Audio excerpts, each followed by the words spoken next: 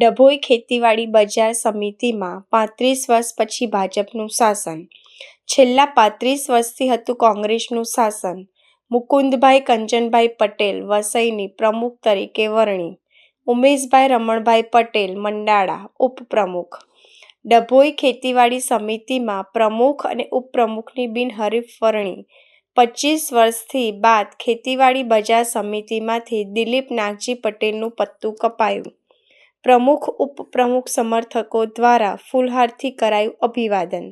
ખેતીવાડી બજાર સમિતિમાં 16 સભ્યો પૈકી 12 ભાજપના અને 4 કોંગ્રેસ. 35 વર્ષમાં પહેલીવાર ભારતીય જનતા પક્ષનું આઈપીએમસીમાં બોર્ડ બન્યું છે, એટલે તમામ ડિરેક્ટરોને ખાસ અભિનંદન આપું છું.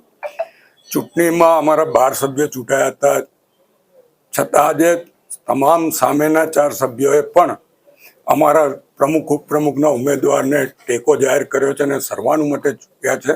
અને આ તમામ ટીમ 16 જણા સાથે મળીને એપીએમસીનો વહીવટ કરશે અને ખેડૂતોના હિતમાં તમામ નિર્ણય લેશે. ખેડૂતોને કેવી રીતે વધુ એપીએમસી દ્વારા ફાયદો મળે અને એપીએમસીનો પણ જે વિકાસ અટકેલો છે એને માટે પણ સરકારમાં રજૂઆત કરીને એપીએમસીને પણ વિકાસના પંથે આગળ લઈ જવાનું આ ટીમ કામ કરશે.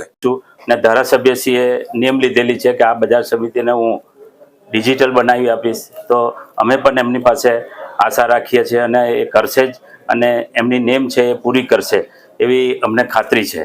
અને અગાઉ પણ એમને સિટી સર્વેનો જે કેસ કેટલા વર્ષથી પેન્ડિંગ હતો તે દિલીપભાઈના કહેવાથી એમને બધું સોલ્વ કરી અને આજે એક જ પ્રશ્ન છે એ પણ ટૂંક સમયમાં સોલ્વ થશે અને આગળની કાર્યવાહી શરૂ થશે એવી અમને વિશ્વાસ છે.